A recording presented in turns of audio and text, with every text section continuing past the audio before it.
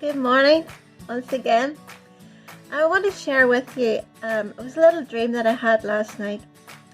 I was at a dinner party in the dream and I was enjoying my food, the starter, and I'm a very slow eater, and I didn't realize everybody else, by the time I finished my starter, everybody else was through their main meal. And I was looking forward to this main course, but whenever I got there, it was all gone, it was all finished.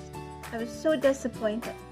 But when I woke up, I realized, I thought, God, when we come to feast at your table, you never run out. You are more than enough. Amen.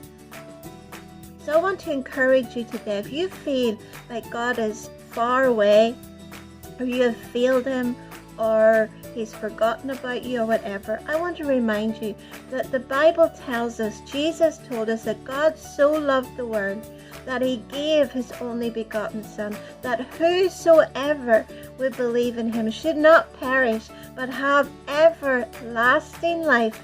And Jesus said about himself, in John 10 and verse 10, he said, the thief comes to steal, to kill, and to destroy. But I have come that you might have life and have it more abundantly. There's many scriptures that says that God's love endures forever. His word endures forever.